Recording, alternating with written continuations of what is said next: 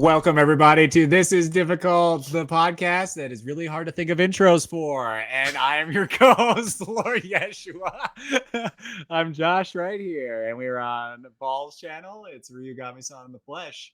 And this might be my shortest intro. I got to flesh it out a little. And we're over here with Zach, another letdown, unlike my intro, which it's not.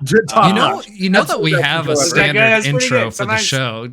Do you want to know what the standard intro is? It can't be. Yeah. So this, I mean, you can wing it. You can wing it all you want. Billy Crystal it. We enjoy it. We have fun every week. But the standard issue is, I'm sobering up right now. I was drunk earlier, so I'm having trouble with words. Okay, the standard intro is hello and welcome to the 146th episode of This Is Difficult podcast, the show where we talk about video games and other things, but mostly just video games.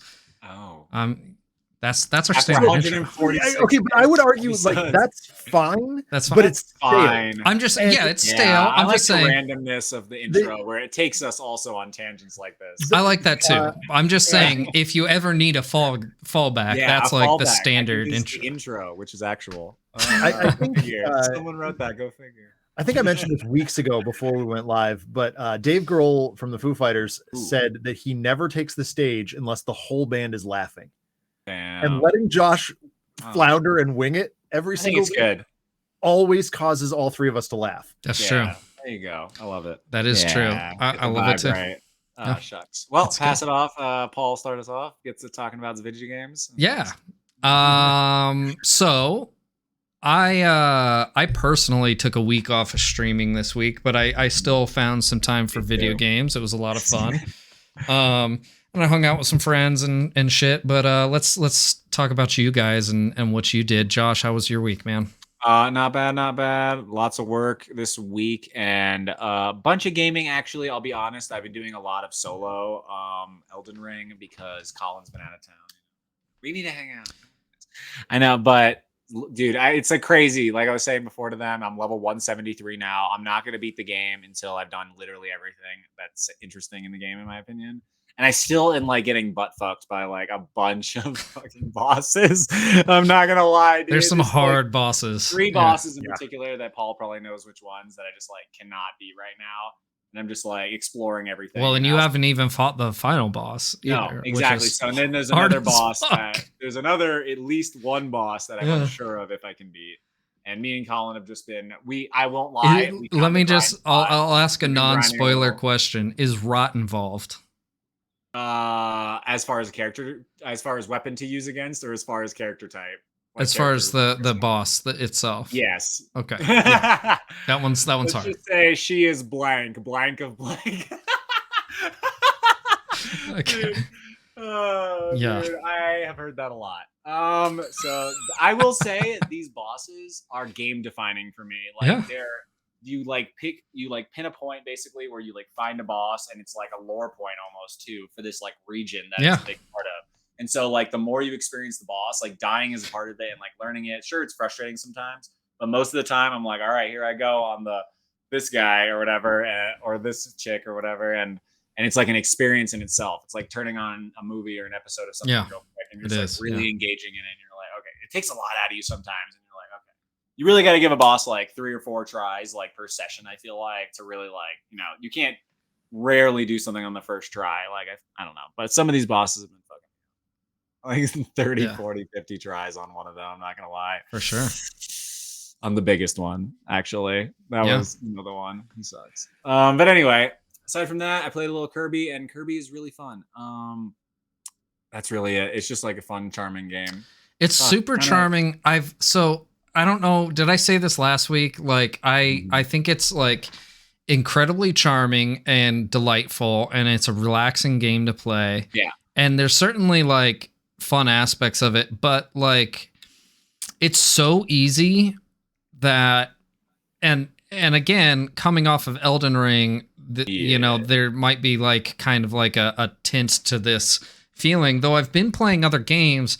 I don't get this feeling with these other games that like there just feels like there's something missing, and maybe I'm just not far enough in the game yet, but like I think I know what you're putting down. Actually. For instance, I booted up like Kirby All-Stars or whatever for Super Nintendo, and Rich and full. That game's amazing, and it feels more motivating to play to me than the I will even Crystal Shards for the 64. Like, it's a side-scrolling Kirby game, and I think it has a lot more charm, actually. Is coming to the Switch soon. Oh, yes, that's the next drop. Yeah, so for those who don't know, we just got F-Zero on the 64, which I haven't even tried yet. It's really good. Everyone's saying we're never going to get an F-Zero game again, and I don't really see the point because Mario Kart is really good right now, and it's like kind of like F-Zero. It's kind of a different style. But so I would say the possibility is maybe a coin flip, but yeah, because F-Zero is kind of like that ultra fast kind of like Twitch reaction racing game, like that. It is really fun. One on the GameCube is super fun. Yeah, I think the game. I love the GameCube one. The GameCube one's my favorite for sure. Yeah. But needless to say, it's a very interesting flavor game. So, and then Kirby coming out, that's really interesting, and that's going to be like pass and play, which will be really neat with your homies on the 64. So it's not a co-op at any. No, there's like a co-op multiplayer like game mode or something. That is my favorite Kirby game still. I will say. The 64 one or All-Stars? Oh wow! I don't think I've ever played it. It's almost a tie, honestly, but in my opinion, it's a more fleshed out game, and the game is already like. Each Kirby game, if you like really play it, and I bet including the new one, is a 4 or 5 hour game, basically, like max. You can crush these games like super fast. And this is like a 4 or 5 hour game, Crystal Shards. And like All Stars is like a 3-4 hour game. It's really short, I think. And then basically what I'm saying is it's like just really fleshed out, especially when you 100% it. Like I know this is a super non sequitur, but him talking about Kirby just kind of reminded me of it. Was the topic idea we had having to do with collectathons? Oh, maybe. Oh my god, it was. And there was something else too. There was another element. Wait, what are we talking about? Last week after the show, we were talking about like topic ideas, and we had like a good like 2-part thing. And I forgot about what it was. Down. Yeah, write that down so we don't forget it, because we forgot it. We have a totally different topic this week. Yeah. Wow. It is jotted down. It is noted. We're still in the intro. Okay. Okay. Needless to say, Kirby is fun, but it's not Elden Ring. I will say Elden Ring. It's like if you really commit to this game and you do enjoy it, and like, you can just like play it casually as you go through life. It's like you pretty much learned another language. Like like to learn everything, like the things I could tell you that I know about. I would say that's Souls games in general, but like specifically Elden Ring exemplifies it. Yeah, like even about the stats, like I know like how stats, like this boosts your robustness, which is this, like your resistance to fucking yourself. Yeah. That's what I'm saying. But like each thing, you think nothing of it in the beginning, and then later on, you learn what it means, and you're like, oh, very interesting to take into consideration, actually. And it makes it more like a math problem, like so cool and intricate, and like even the fucking equipment menu is just like so awesome, like. There's so many things that are so well and perfectly done in this game. And I think if you're into it and you're getting stuck right now, whoever's listening, and you're like really trying to like look for the drive to push through, like I think it is absolutely worth it when you like truly plateau to that you're a god point in this game. It is so good. This game is so fun. And I can't wait to do New Game Plus, honestly. Yeah. So I'm looking forward to. But anyway, pass the mic. Yeah, Zach, what's up, man? How was your week? Tell us about the games you played, fun things you did. I mean, similarly, a lot of Elden Ring. Not as much as I would have liked. You and I got to play together this week. We did, yeah. Paul and I discovered the fun way that we are giant killing machines. Yeah. We found this little field in a very early area that's got like 5 giants in it, and we just did laps of that field killing giants, slaughtering giants. It's probably, I would say, the best early game rune farm. Like you think that. No, I found one. Well, are you talking about the ball? Runes per run. Wait, are you talking about the talking about the goofy-eyed people? Yeah, so that's late game. That's not. You can sneak in there super early. Yeah, it's not easy to sneak in there super early. You really need the Radon swords, though. Yes, that's what I'm saying. That's that you can't. That's not an early game. They're not early. That's like 80 hours. That's like a halfway through game. 60 hours is early. I'm at 100. Would that I had that kind of time. So honestly, that's what I'm saying. Instead of watching TV, it's just like Elden Ring now. Like it's much more entertaining to me than watching a shitty show on Netflix. There's a new. Oh, dude. I would already be wasting my time on a shitty Netflix show. So I'm just like, an hour is just going to the Elden Ring now, which is like very easy to play when you get used to it. Yeah. Like not easy, but like to like, you know what I mean? To jump in and do some stuff. Exactly. I like early on, I was like, okay, I've got to either level a couple of times or kill a boss in order. Like that's a successful session. And honestly, it still is for sure. But also just going in and dropping in for an hour and exploring, finding a place I haven't looked through yet is just as rewarding. I was commenting to Paul. I was commenting to Paul. Yeah, that's a good point. I was commenting to Paul, like the game is gorgeous.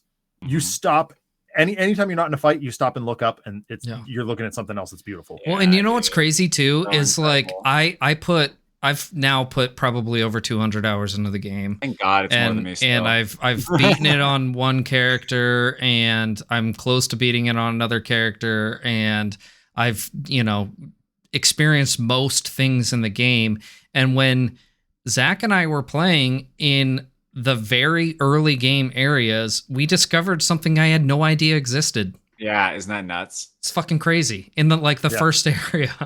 And we kicked the tar out of it. Yep, we slaughtered it. Yeah, it was, there's so many like dungeons and nooks and crannies, and you come back and you're like, oh, I can like get in there now. Because like you weren't strong enough slightly by like then, but now you're like OP as fuck, and you're like, oh. It was really interesting because like we went down to the very southern peninsula of the first or the second map you unlock. And there's a death bird there. So you make it nighttime and you can go fight the death bird. I didn't know that one was there either. I never thought that either. I knew there was other death birds, but like I didn't know there was one there. Yeah. So we went, we gave that 5 or 6 tries. Yeah, and got our asses handed to us. And got our asses handed. We came close twice. We came close twice, but then we botched it. Long story short, and we were like, all right, well that's fine. I'm just going to rush in on my horse, grab my runes, and we'll try something else. So we went back to doing the giants. Well, we randomly spawned at nighttime. I summoned Paul, and other way around. Paul summoned me, and we walked in, and we're like, oh shit, we're being invaded. And so we took down the invader, and then we took like 2 more steps forward, and we're like, oh my god, there's another death bird. Like maybe this one's easier. Let's go. And we took it down in one try. And it was awesome. We felt like absolute champs. And then Paul goes, well, should we do it on your account? I'm like, it's gonna be a little harder because I'm a little higher level than he is. And we walked in, and it took us 2, maybe 3 tries, I think. Yeah. And we were like, okay, now we feel good. And we felt super accomplished for the night. We went right back to giant slaying because we needed to, kind of power level, but like we're like, this was a good night. Yeah, it was fun. We made progress. And Paul, also made me feel a little bit better because I'm stuck on Godric. I solo can't touch him. But then Paul was like, oh, I didn't beat him until I was like level 50 or something like that. I'm like, oh, okay. I'm like pushing up on level 40. So I've still got a ways to go. That's pretty high. Now I feel fine about it. That's pretty high that early, I would say. Yeah. It was like I was overpowered when I beat Godric. That's what for sure. But like that's like I beat it like 25. Playing a character that's inherently not built for boss fights. I'm playing a bandit. I can't level out the damage per second that another type of character could. I kind of need to be tempered that way. My job is stealth. My job is infiltration, and it is for now while your stats are based in this primary condition. But I promise you, you can do whatever you want. No, you'll evolve. I will. Yeah, I will. I am my god. Now, like, I started as a mere priest or a mere confessor. Yeah, and that's fine, but it makes me feel a lot better about taking my time. Yeah, which is how you should play the game. This is not a game where you should be like, oh, I want to use that spell. Like, I want to just get to that point. Or like, ugh, can we just skip all this? Like, only play this game if you're in to savor something like extremely exquisite. Like, the finest fruits from the Garden of Eden. And that's why I might up my rating honestly soon on it. I think retroactively. So that's why I also played a bunch of Spider-Man this week. I just chill. I was wondering how we're getting out of this. I got it. I did a bunch of side mission stuff. I think all but 2 districts are now cleared to 100%. Very cool. Which is very cool. And I progressed the story forward on stream on Wednesday night, and looking forward to taking a week off of that this week and playing some other stuff. I did play a little bit of Pokemon Green because my family got together and I wanted to show off the Game Boy that I had so artfully modded this week. So which is relevant. Yeah. Which is relevant, exactly. Oh, because are you done, Zach? I'm good. Yeah. Anything else? Well, I'll real quick give what I have to talk about because I've got something relatively, kind of relevant as well to that topic. But so this week, like I said, I took the week off of streaming. I just wasn't feeling it this week. Sometimes we get fatigue, and I wanted to do other things. Got to hang out with my wife a little more than I usually do during the week, which is cool. Like, ew. But I'm just kidding.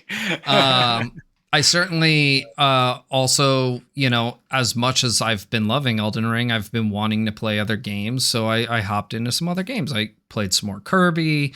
I checked out the new game Tunic.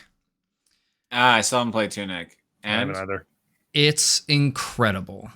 Oh, okay, I'm gonna get it tonight. It's so I would call it a mix between Link's Awakening and Dark Souls.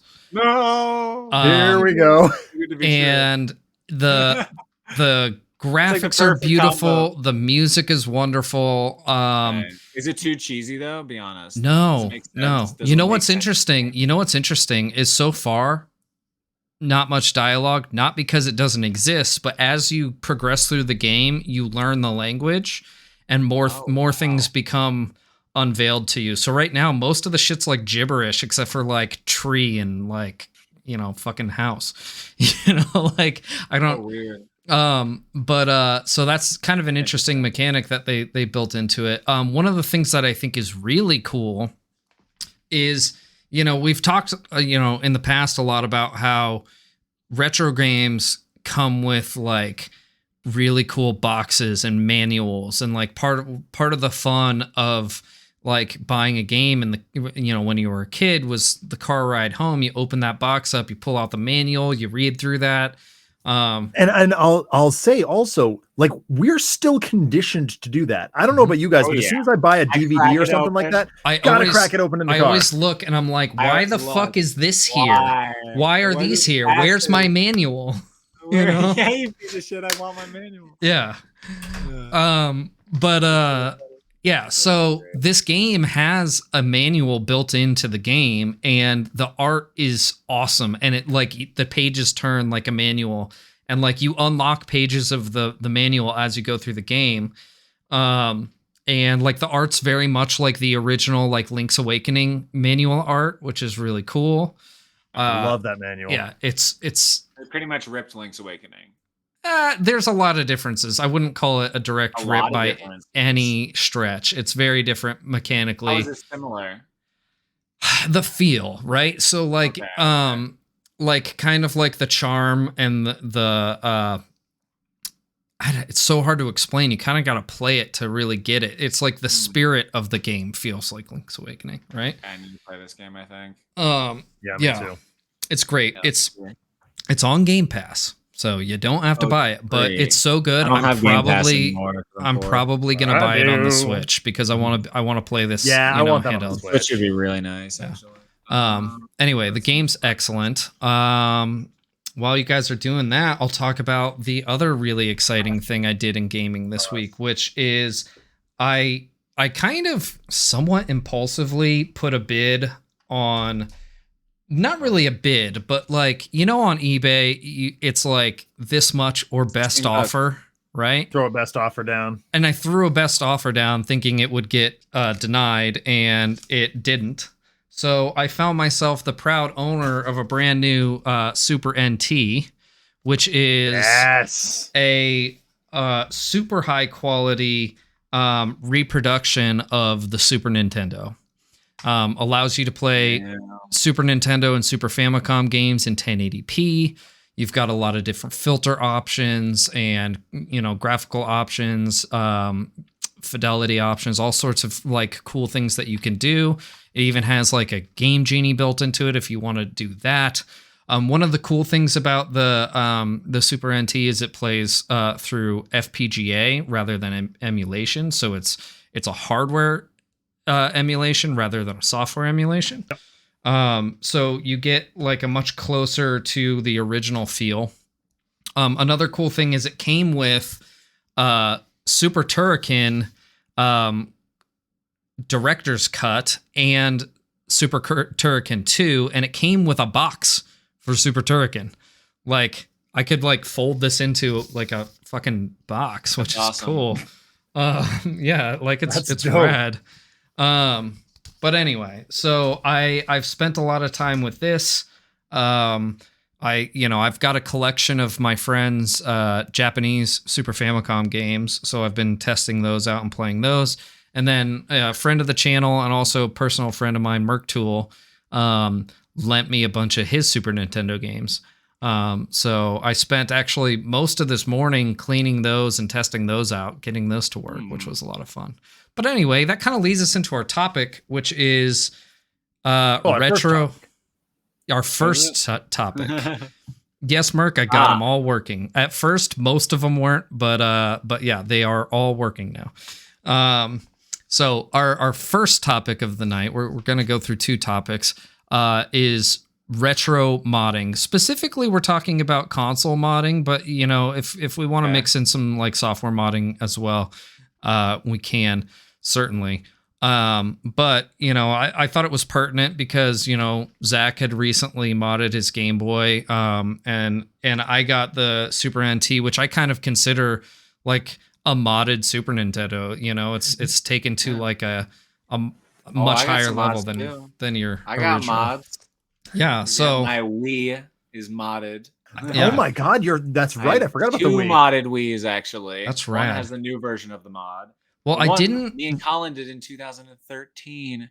That's rad. We were playing fucking everything on it. It was amazing.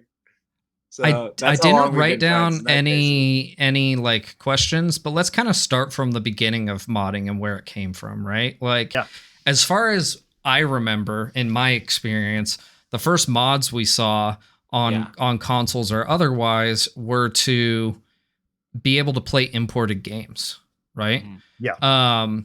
Does a Super Game Boy count as a mod? I mean, in a way, Josh, yeah, it does. The most basic version of a mod, I'd say. Yeah. Well, it also improves your experience playing the game because it adds color palettes and things like that. Actually, it is a mod. Yeah, it's certainly a mod. Yeah. I would call it a mod for sure. That's like a Nintendo official mod, yeah. That's a Nintendo official mod. So basically what we're talking about is a Super Game Boy. I need to pick me up one of those. Yeah, me too. Periphery for your Super Nintendo that lets you plug in a Game Boy game and gives you a better picture and whatnot, and it's big on your TV. And there's also one for the GameCube. Adds color. That's color. That was my favorite thing for a while. Played Donkey Kong. Some games had really cool borders that were built into them because they're Well, and it was the Super Game Boy was designed by the same people who did Metroid 2. Oh, very interesting. And indeed all of the Metroid games. So Metroid, like they were like behind the scenes being like, okay, how do we make Metroid 2 kind of special? We know we're working on this Super Game Boy thing. Is there a way we can integrate the two? And yeah, the custom Metroid color palette was born out of that. But also, of course, here comes Game Freak working on Pokemon, and they're like, well, we want some of that action. And you got red, blue, and green with the custom, and subsequently silver and gold, although they were designed long after that, long after the Game Boy Color even. So they all came with this custom color palette that they could use and splice in that border. Most games just have, I don't have my DMG Game Boy in the room at the moment, but they just have the glass panel from the front of the Game Boy overlaid around the game, which is also very cool. There was also some selectable like default overlays that you could do. Yeah, too. there was that, and the Game Boy Color actually had that for the Game Boy games too. Mm-hmm. So if you press the direction and did certain button movements, you could change the color of your original Game Boy games as well. So yeah, there's definitely been like hardware official mods, but there's also been unofficial mods. So the first mod I personally had experience with was actually with my Super Nintendo. The Super Nintendo comes with like these two tabs. And actually, if you look at a Super Nintendo cartridge, let's grab Shaq Fu right here. Good choice. You've got these two little like indentations right here. And those tabs slide into that, right? Slide into those indentations. If you look at a Super Famicom game, let's grab Go-Go Ackman 2. There's no tab slots on this, right? Yeah, no tabs. So on a Super Nintendo, what you have to do is you need to reach your ass in there with some needle nose pliers and pry those bitches out.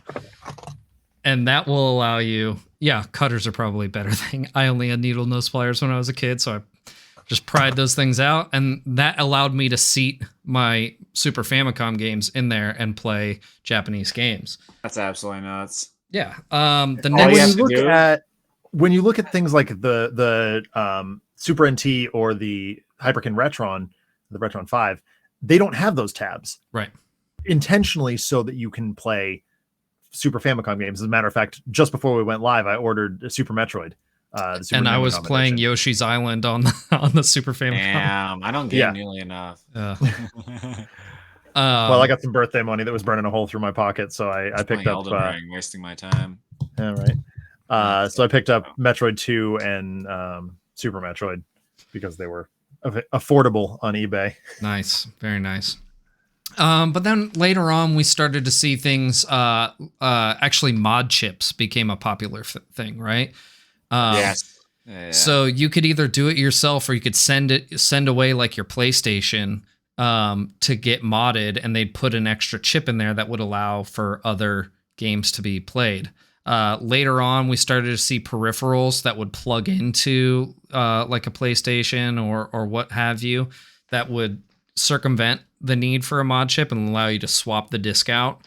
That was always very nice. That was much nicer, right? Because you didn't void your warranty and things like that. It started getting crazier though after that. If we take it one step further. Oh yeah. Well, you start SD card in your computer and download a program.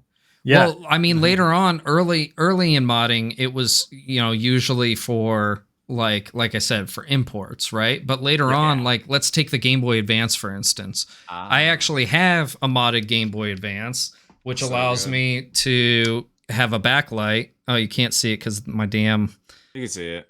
Well, it's getting kind of keyed out. Yeah. But it allows the Game Boy to have a backlight, which it didn't originally. The very first mod for that, I've got a pretty simple drop-in kit that I did. The very first one was called an Afterburner kit, and you had to send your Game Boy away to get modded with the Afterburner kit that they put in. And it was like it was one of those like my dad works for Nintendo kind of rumor things that the Afterburner even existed. I remember hearing whispers about it and be like, no, there's no way that's a thing. Well, there was even a rumor that this style of Game Boy Advanced was backlit, but only in Japan. Which is bullshit because I bought this in Japan and it's not backlit. Yeah. So yeah. But anyway, later on, we see things like what you were talking about, Josh, which allow you to then circumvent your physical media altogether. Yeah. Which especially was useful, like, for instance, I've got a PSP, right? And the UMD drive in it is busted, right? So effectively, that's a brick.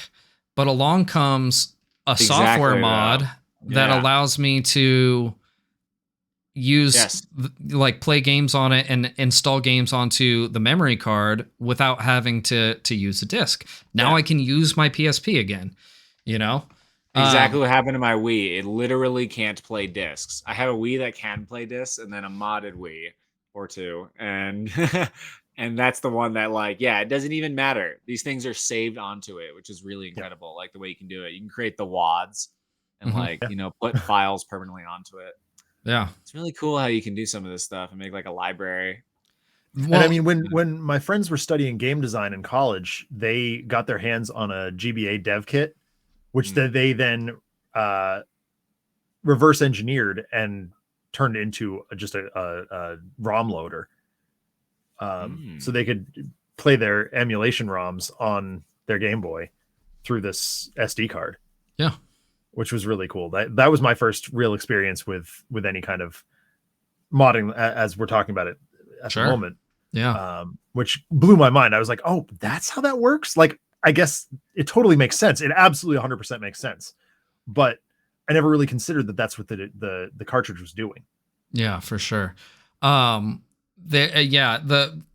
like flash carts have existed for a while. But yeah, it's interesting because essentially what it does is it loads that ROM into the RAM and allows it to play as like an actual Game Boy cart instead of emulating it, which is pretty rad.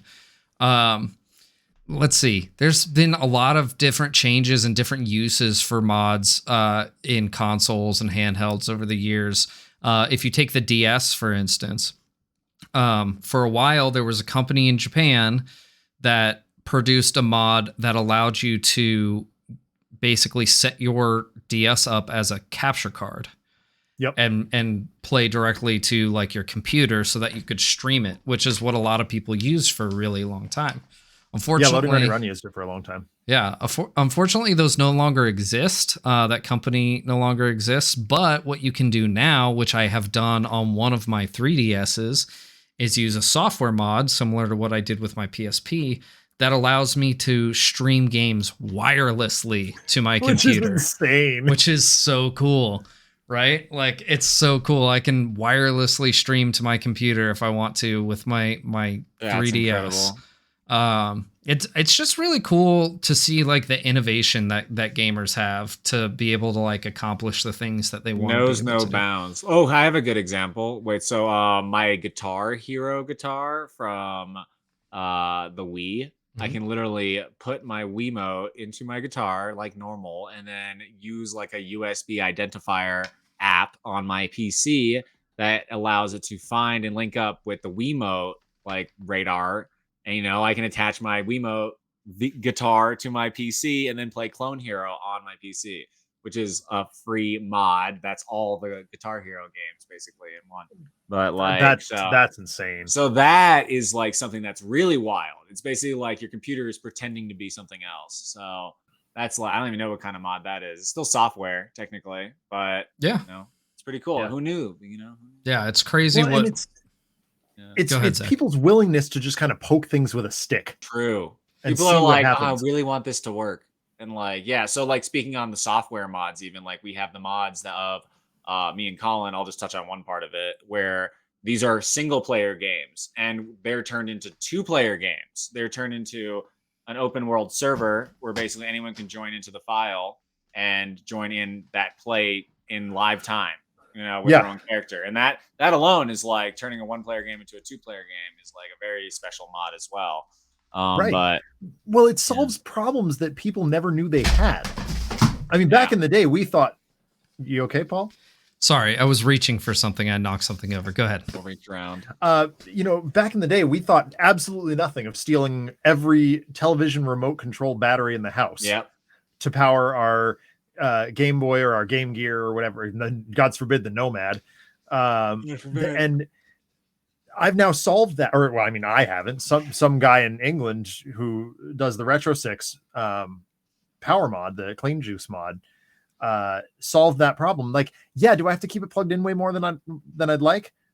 Yes, fine, but I'm not using the Game Boy all the time. I'll plug it in when I'm not using it. Same, and I went on this morning. I was rooting around in the spare room where all our junk is kept currently, trying to find my sister's Game Gear, and I was like, I wonder what mods are out there for the Game Gear. When she first handed that off to me, I was under the impression that in order to get that working again, I had to replace all the capacitors.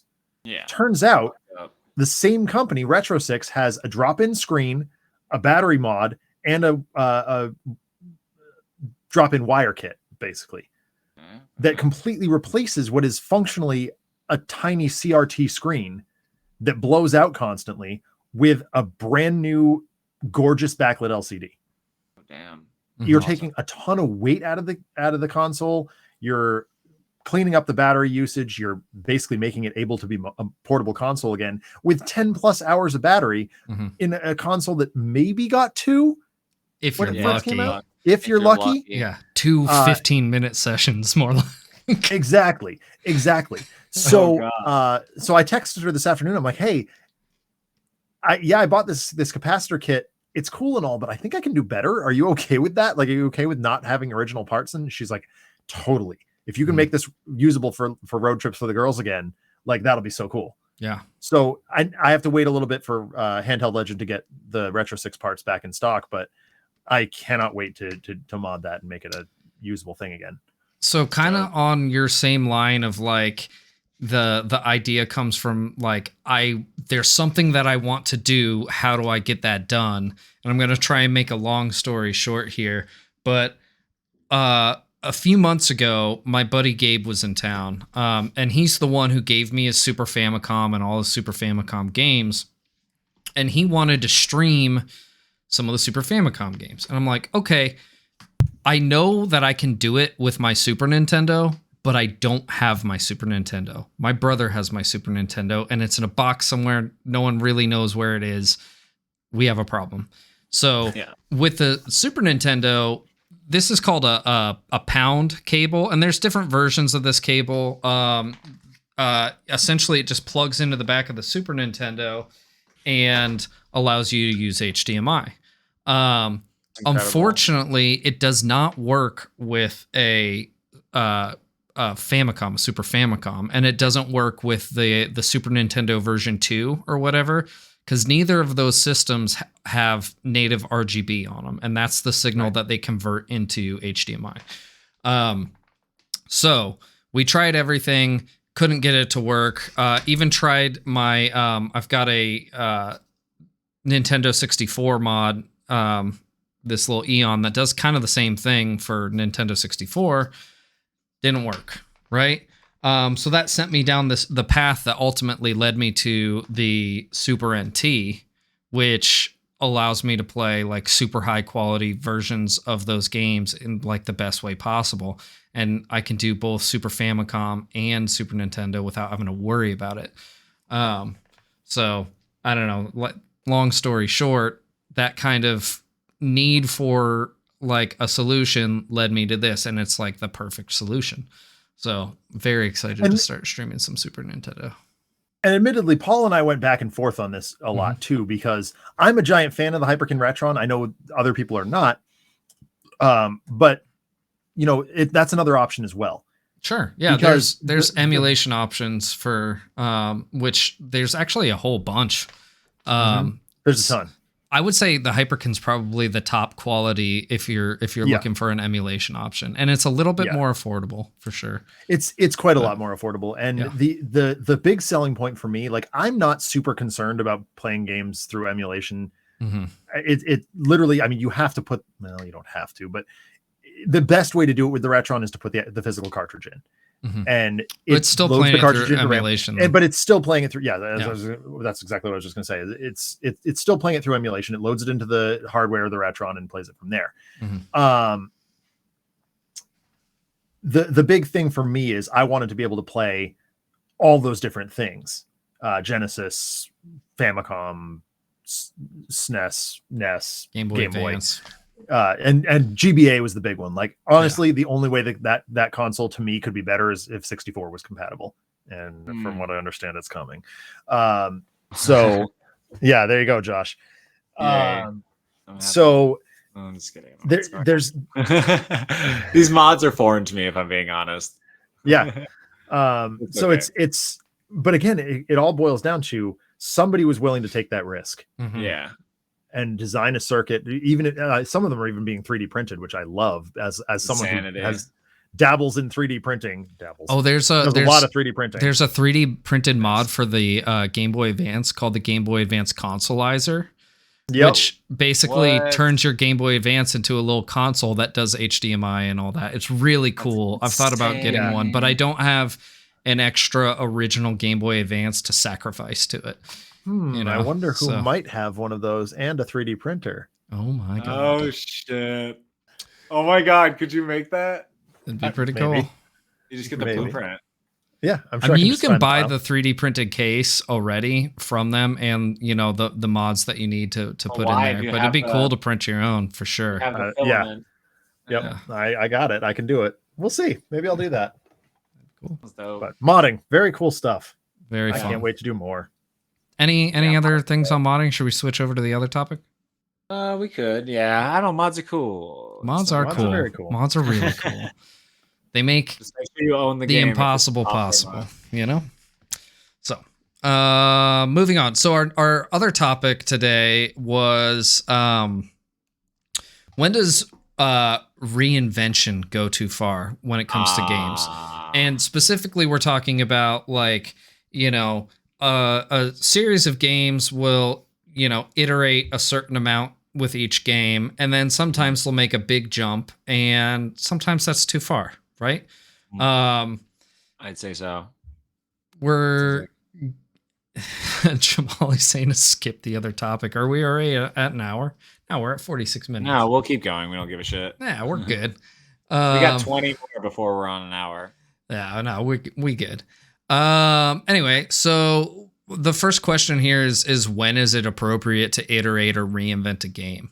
Sorry, Jamal. I think this. To me, I think it's a little self-explanatory. But we'll start with you, Zach. Yeah. Like, what's your feelings on that?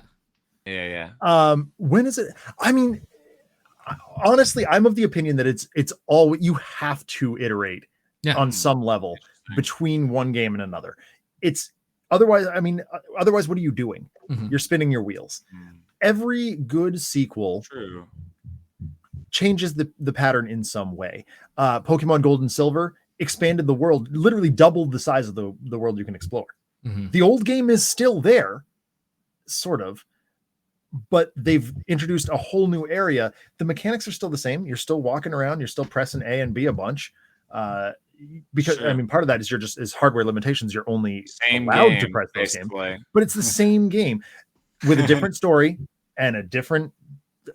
I guess it's a different set of characters too, because there's 100. Are they though? You just not read the names and just press A and just like it's the same. Yeah, I suppose. But I mean, the adventures different. When did they add breeding? When did they add breeding? That was Gold and Silver. It was Gold and Silver. So the breeding was introduced.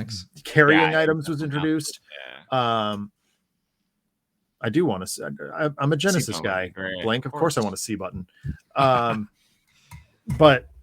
yeah, I mean, I think. I think in order for a game franchise to grow, you have to change the formula in some way. So it's always right to iterate. But you can. It's a fine line. Now that brings us to the question: what's too far, though, Zach? Well, that wasn't the question. The question is when is it appropriate to iterate or reinvent a game? What about so we talked about iteration, Zach. What about like totally reinventing a game? Like when is that appropriate? What about like breathing new life into it? What about like breathing new life into it? I mean, don't even. Maybe we'll skip Josh on this question. I'm not. I promise that was as far as I get. Reinvention. At some point, games do get stale. Mm-hmm. And that is also an established fact. So at some point along the line, i.e., when a new console came out or a new version of the console, I was going to say that timing that is kind of neat, because here comes Pokemon moving from Game Boy to Game Boy Advance. Now you've got all this extra space to work with. You've got a whole new color palette you can work with. It's color by default, where you don't have people playing, on the little guy.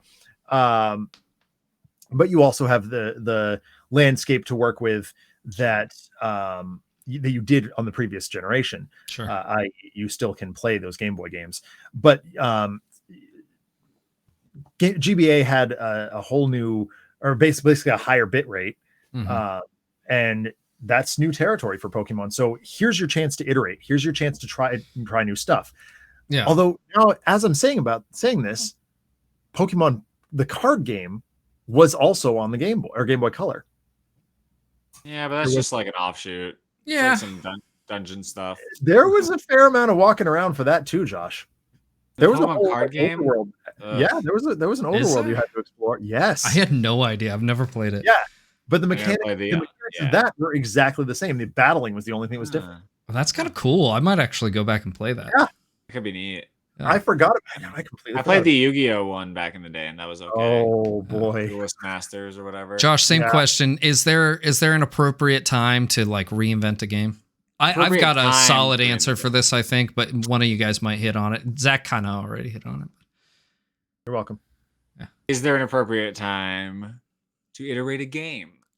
So, well, to iterate for sure. Let's go with reinvent. Like totally to reinvent. Rebuild so, a game in my from opinion, the ground up. In my opinion, and I talked a little bit about this in the podcast forum in Discord semi, games are established immediately. Like, so if a series comes out, it is like this. You know what I mean? Like, Tunic, it's this game. This is how a Tunic game would be. If Tunic 2 comes out and it doesn't feel in any way like Tunic 1, then you'll be like, how is this Tunic 2? A good Interesting example, you say that, because I think you're hinting towards something, and the number 2 of this game is wildly different from the number 1. What? Zelda?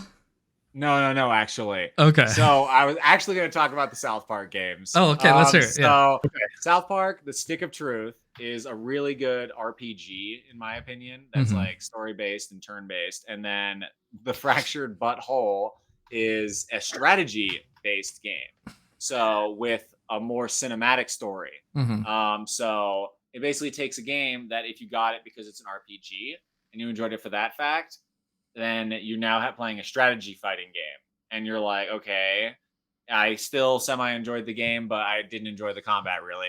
There's a caveat to that, and that's like a licensed property, right? So it's like the primary existence of South Park is a cartoon show, right? So when it goes to video games, it could be anything. You can make any type of video game. You can make a South Park racer. You can make a South Park RPG. You can make a South Park fighting game. This was a direct sequel to the RPG, though. Okay, that's fair. What I'm saying. These two games were like sequential. Fractured Butthole is the second to Stick of Truth, though. Okay. That's the thing. Yeah. But, kinda. I think it is, though. But I played them back to back. It felt like it. So I was like, fair. Okay, yeah. But it just felt like, I have a better example. Okay. Banjo-Kazooie is a small, finite game. And it feels really good for its own reasons. I won't get into it. Banjo-Tooie expands on that, and it becomes, in my opinion, a different game. Although it's like Pokemon, where like, you still are, that character. So are you saying this is an appropriate time to reinvent? This is an inappropriate time. Not the question. when is it appropriate to reinvent? It is appropriate when the original formula doesn't work right. Okay, basically. that's so good. Basically, the original formula on Banjo-Kazooie worked so well, and it was like, wow, like these things all work together so well. The game is never boring, in my opinion. And then Tooie, basically, what I'm saying is like changed so much and like stretched out a lot of stuff in different ways, and you get a different game. Like the waffle gets flipped and it comes down a pancake, and you're like, wait. I thought I was making waffles here.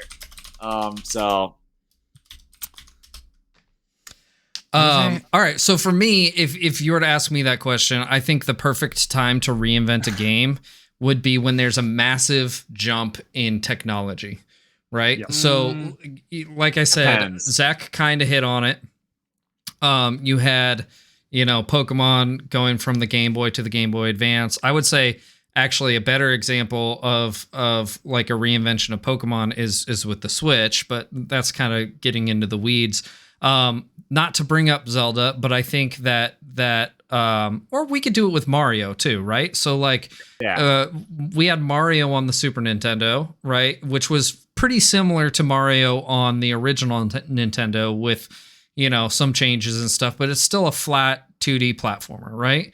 Now all of a sudden we have the 64 and we can go in all these different dimensions. That's a perfect time to reinvent the game, right? Because we've got such a massive jump in technology, you can still keep the soul of the game and experience it in a different manner, which in this case would be 3 dimensions.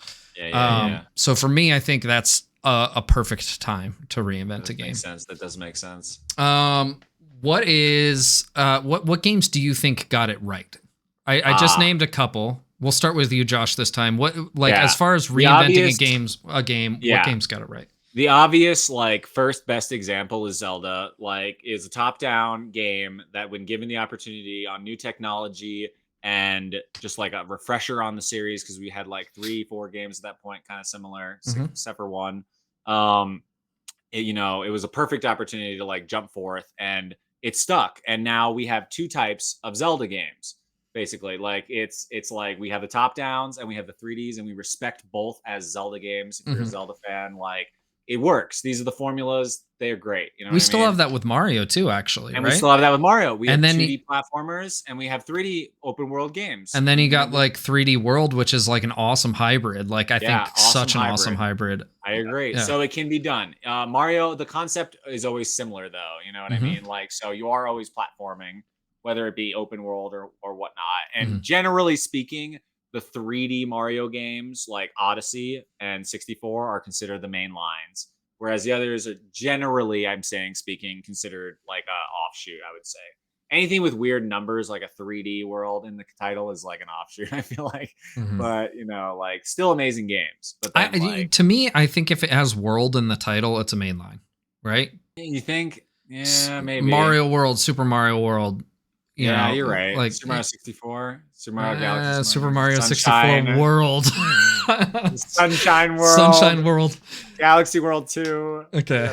Well, so because right before you had the differentiation was you had like Mario world Odyssey and land, World. right? So your world was your main line, land was your But I think that was a one-off with Super Mario Land. Actually, sorry, Super Mario 3D Land, and they were just copying it with Super Mario 3D World for the well, they did it with Land on the Game Boy and World on the Super I like when Nintendo. they do that a lot. Yeah.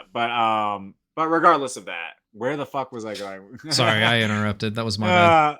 Where were we? You go. Keep going. Pick us back up. We're talking about examples of games that reinvented themselves in a good way.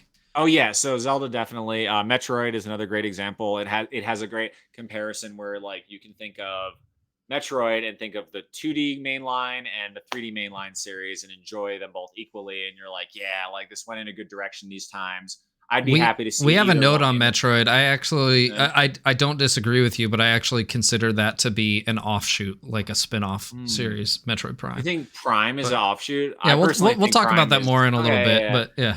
But needless to say, there are some times where it doesn't go as right, but like some games can like really improve. Okay, here's another cool example. Mario Party is a neat one. It's kind of like Pokemon, where the next one you're definitely getting the formula that you want, right? And then you just like understand what you're getting. Up until we got Mario Party 10, a lot of people don't know this. I didn't get this one, but it's it doesn't operate like the board in the same way. I don't know how to explain it. Like it makes everyone move at the same time, and like mini games were completely drastically changed as well. And it was given horrible reviews. It's one of the worst rated Mario Party games. And in 11 or what, either a Superstar or one of the next ones, I can't remember. They immediately changed the formula to something different, and they were like, or back to the original, because they were like, okay, yeah, we realized what you guys liked, and we're just going to improve upon the previous formula. You know what I mean? Even the most recent Mario Party, Superstars, is the original formula basically made new, and it's the most pure in my opinion. So like sometimes they realize that original formula that makes like a game a certain way, like that's how it should have been all along. Like that first iteration, when they that's what's crazy is what games are coming to now is like being that first iteration again. Like Link's Awakening getting remade is proving that top-down Zeldas that came out 20 plus years ago are still just awesome, as good. Yeah, just as good as a mainline Zelda game potentially, or no better. So, but it's like, yeah. So sometimes the original formula works, and the iterations aren't necessary, and we find out along the way that Paper Mario was better as an RPG series.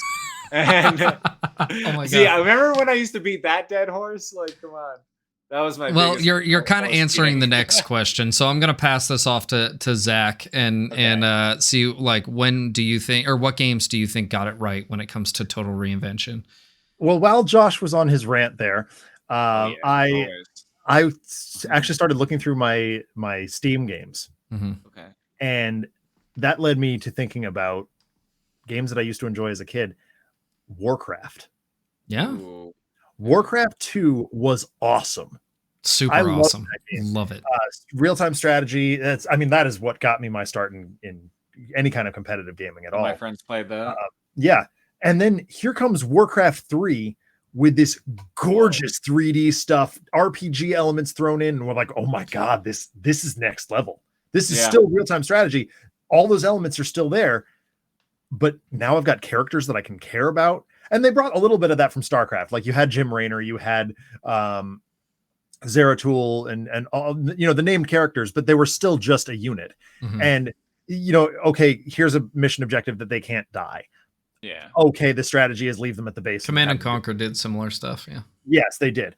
But here's Warcraft 3. Like now you have to perform specific objectives with the named characters. So that means not only do you have to keep them alive, doing your real-time strategy stuff, but they've got special powers that you can use to nuke your enemy and really get excited about it. Warcraft 3 was, as Chamali points out in the chat, definitely the pinnacle of the Warcraft franchise. I agree. Now, that's throwing World of Warcraft out with the bathwater. I'm not a fan. That's for other reasons. Another topic for another day. But yeah, that's that's a total reinvention in my mind that did not work. Well, it did. It worked very well. It worked very well. Didn't necessarily work for us, but yeah. Because now it's zeroing in on. Yeah. Well, it's not though, Josh, because it's zeroing in on the RPG elements that fair. Were successful in Warcraft 3. Kind of like what Elden Ring is, a little, maybe a little. So that was one that just kind of popped into my head. I was like, oh my god, Warcraft 2, between 2 and 3 was a huge jump that was massively successful. Sure.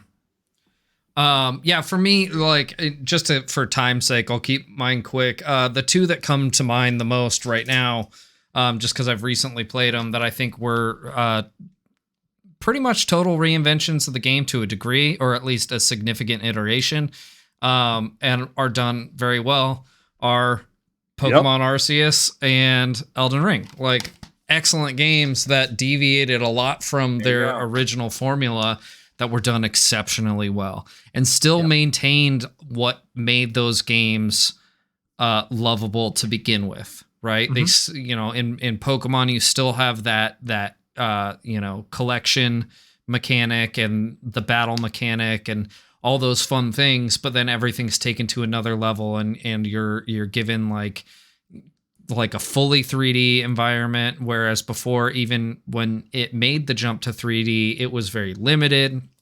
A lot of cool things that they did with that game, and I really hope to see more. And on the side of Elden Ring, opening up the world so much instead of being such like a self-contained small world like, you know, any previous Souls game, you know, it was a huge thing, and it took elements from every single previous iteration, right? All the way back from, you know, Demon Souls through, you know, Bloodborne and even Sekiro. There's a lot of elements that transferred over into it.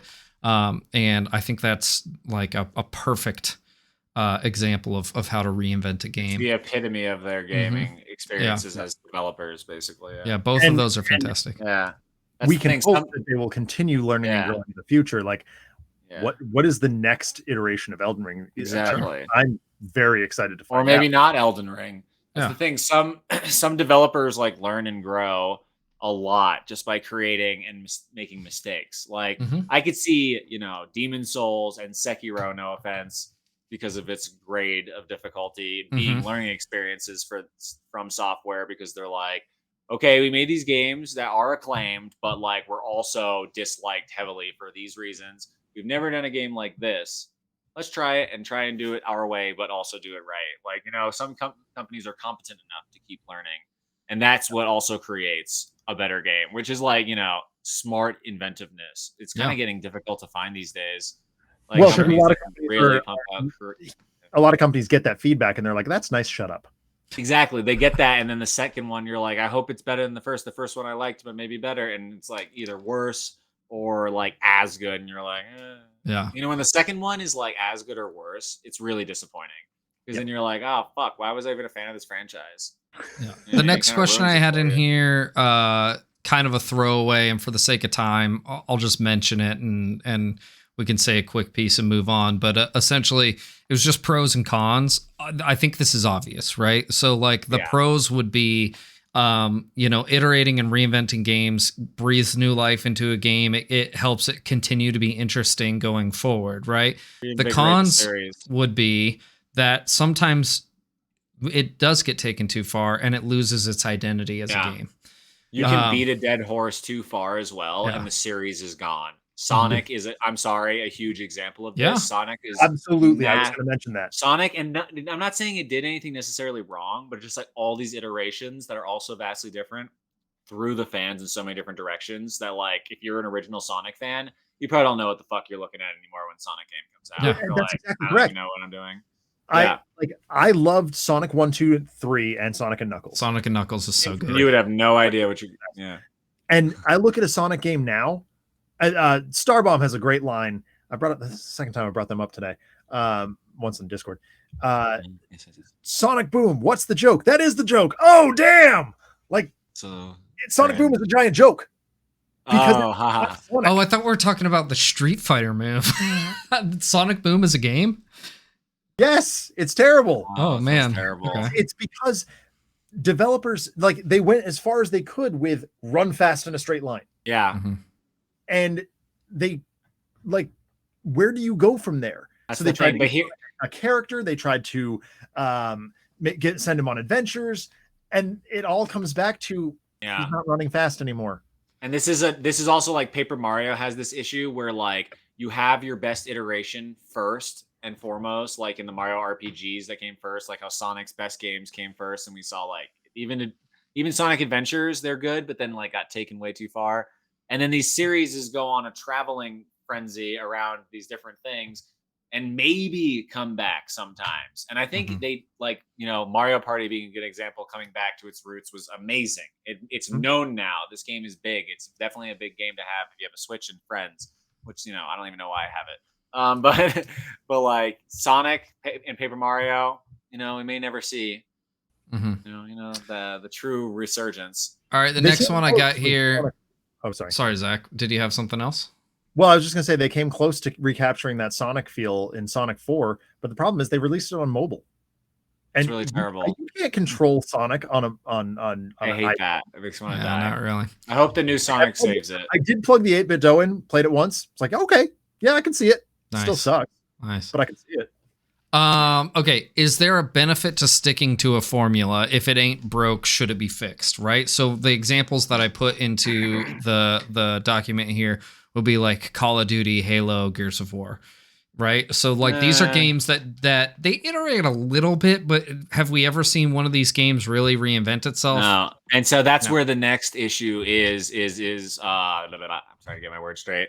Like, you don't invent enough because the formula works so well. If it ain't broke, don't fix it. And now you have a stale formula, and you see 20 Black Ops and 20 Call of Duty World at Fucks, and I don't give a shit anymore. And like, that's the thing. A Call of Duty game comes out every year, and still like the best-selling game every year. Best-selling game because people are dumb, but I can't. But no, I'm just kidding. If you play these games, you're probably a terrible person. I'm just kidding. I'm not kidding. No, but my point stands that, like, I don't play these games because it's the same fucking thing every year. Same with FIFA and NBA 2K and all that shit, where it's like, yo, if Blitz is the best football game, then just like remake Blitz. or just remake that exact game because it's just like the same and do it once. Like, but the same shit is like, what the fuck is the point? Like, just minor iterations, like shitting them out, you become a stale franchise. And that's the negative, is if it ain't broke, don't fix it.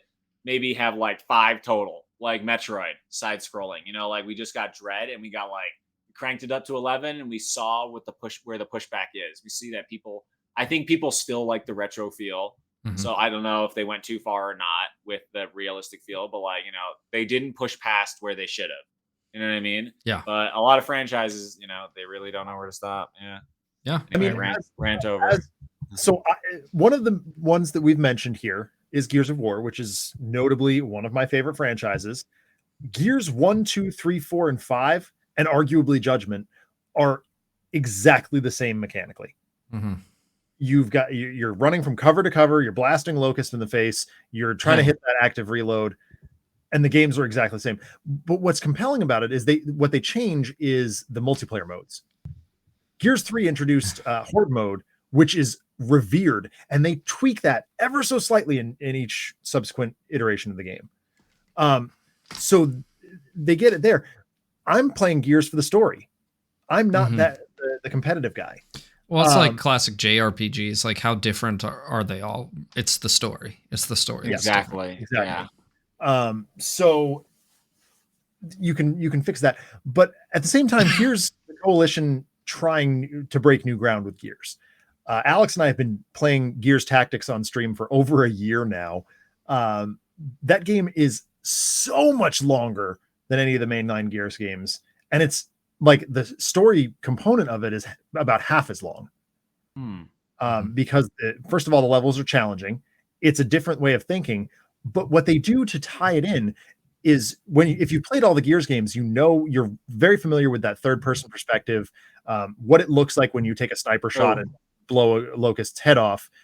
So what they do in Gears Tactics is anytime something exciting happens, whether it's a wild shot or a perfect headshot, they cut down to that same perspective, exactly the same camera angle, exactly the same graphics, and you feel like you're playing that mainline again.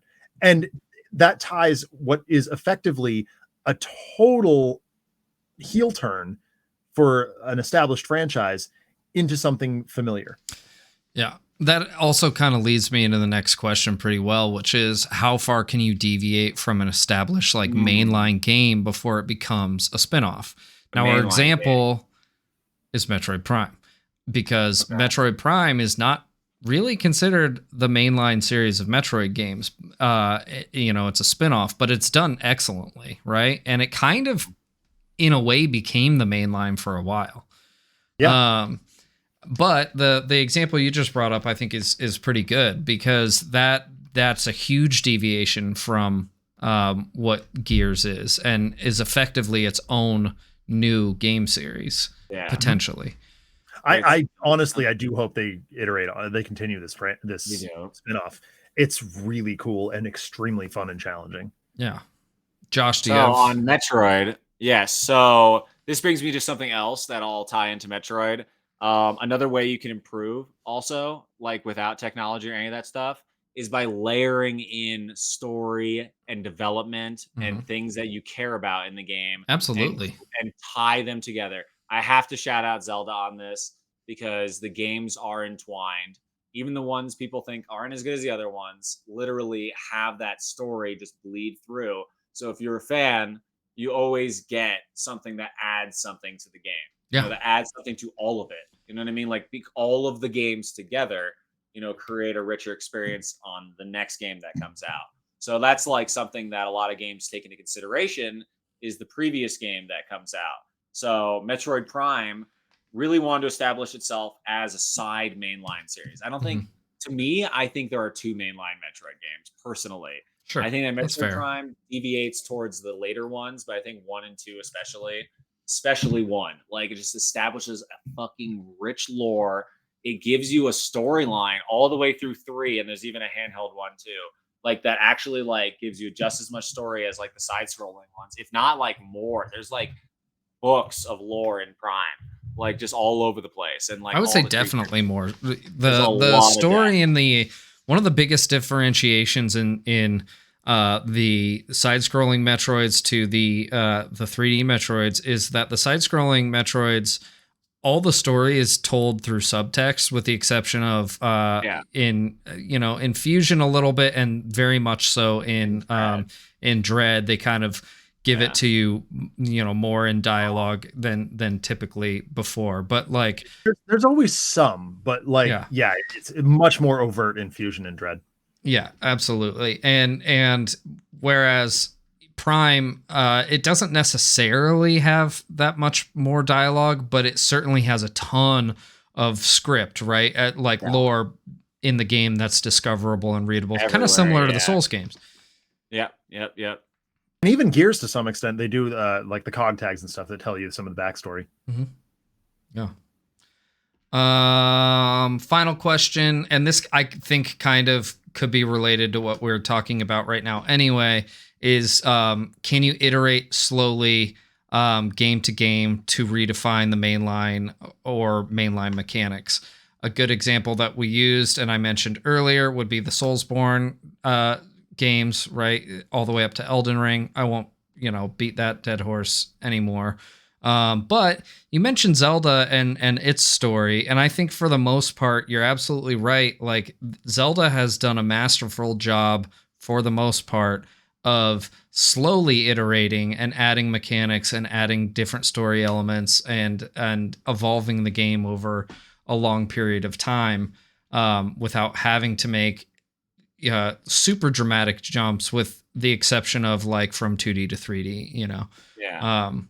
And that's just a change in the hardware. Yeah. Like, and it even dips back into both at any given time. And it dips back in style. Mm-hmm. Like we got hyper realistic Twilight Princess, for example, like at the time was very realistic looking. And then we get stylized Breath of the Wild, and Skyward Sword even immediately after, much more stylized and cell shaded. And so we actually backtrack realism. Like, so, you know what I mean? So yeah, a series should be willing. Exactly. A series should be willing to like reach into its toolbox. Yeah. Well, I think a great example of that is actually Link Between Worlds on the 3DS. Agreed. Fucking incredible game. And there's a lot of really cool iteration in that, like the 2D mechanic that they use. Also, it was kind of our first taste of like open world in a 2D space like that, because you technically could go rent weapons from Ravio and then go to essentially anywhere and complete the game in the order that you wanted, which was really unique, particularly for like the top-down style of Zelda games. I really like that. Mm-hmm. Game is very unique. Does anyone else have anything to add to that? I think a slow roll into a long-term vision for a franchise is really, really important. Yeah, I agree. Making that clear to not necessarily to fans. Like fans expect that surprise, but as long as all of your developers and marketing team and all that are on the same page as to how a game needs to look and feel, I think you're setting yourself up for a lot more success than all of a sudden cranking one dial or another, far beyond a little bit here and there. Sure. I talk all the time with my students about communications theory, which breaks down into 3 categories: comfort, surprise, and conclusion. And I think a lot of the ones we've mentioned so far, Gears, Metroid, Zelda, and Warcraft, really did a good job hitting that comfort. Like this is something you know and love very much. Here's a little bit of surprise, change it up a little bit, and here's your conclusion. Here's some bit of story or bit of music or character design development that really ties it all back together.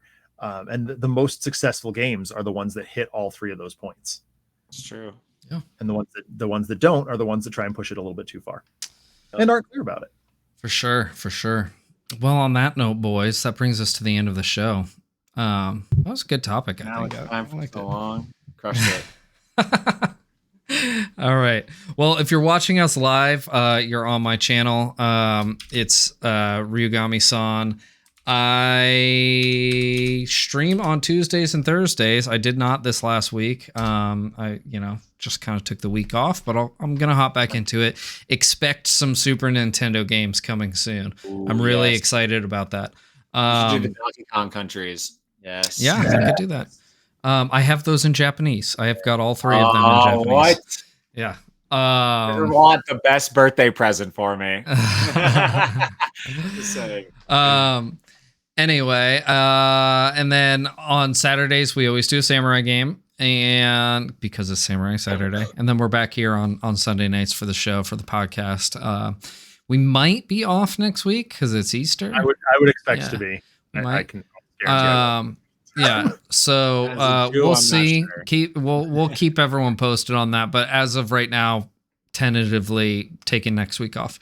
But and then if you're watching this on YouTube, like, sharing's the most important, but subscribe, all that fun stuff. Hit up our Patreon. We don't have one. Make a Patreon for us. Give us your money. No, I'm just kidding. I was half kidding. Anyway, if you want to yell at me on Twitter, it's at Ryugami-sama. Especially after that last comment, probably. You could easily yell at him for something. Yeah. Josh, where can we find you, bud?